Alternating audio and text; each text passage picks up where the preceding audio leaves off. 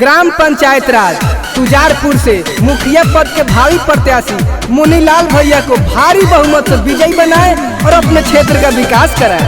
मुनीलाल भैया जिंदाबाद जिंदाबाद जिंदाबाद। ग्राम पंचायत राज तुजारपुर की जनता जिंदाबाद जिंदाबाद जिंदाबाद। मुनीलाल भैया जिंदाबाद जिंदाबाद जिंदाबाद। आइल बानी रउरे दुआरिया केने बानी सुनिए भैया कदी न दाया हम पे पार हो जाओ हमरो नैया मांगिले आशीष भैया आइल बानी दुआरिया।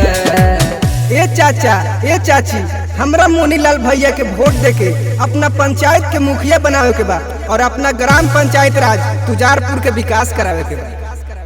मुखिया बना दी हम करी हाथ जोड़िया, मुखिया बना दी हम करी हाथ जोड़िया।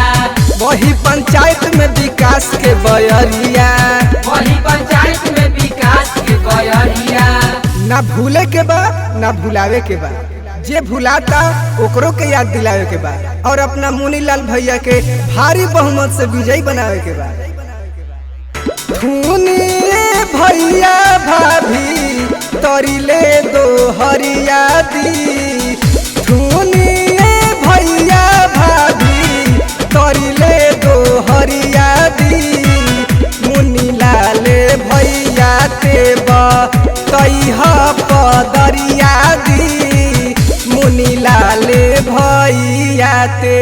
ए रितेशवा ऐसा ही गई देख ऐसे गा रवि रिकॉर्डिंग स्टूडियो अमना। एक बेर के विश्वास देखो चाचा मनवा के पूरा सब आस होई हो। भैया मुनीलाल जदी बन जइहे मुखिया पंचायत के अपना विकास होई हो। ए चाचा ए चाची अब मुनीलाल भैया के जिताए तबे न अपने पंचायत के विकास होई। विजय के झंडा लहरई हो केहू के बात में नहीं हो। विजय के झंडा लहरई हो केहू के बात में नहीं हो। वोट अपन देके तू इनके जीतई हो, विजयी बनई हो इनके जीतई हो, मुखिया बनई हो नहीं भूलई हो, विजयी बनई हो।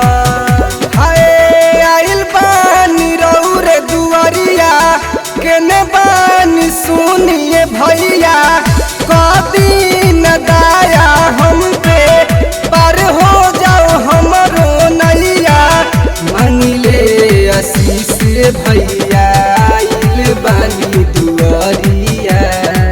ए चाचा ए चाची हमरा मुनीलाल भैया के वोट देके अपना पंचायत के मुखिया बनावे के बा और अपना ग्राम पंचायत राज तुजारपुर के विकास करावे के बा।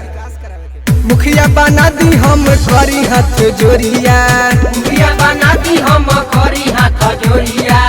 वही पंचायत में विकास के बयरिया, वही पंचायत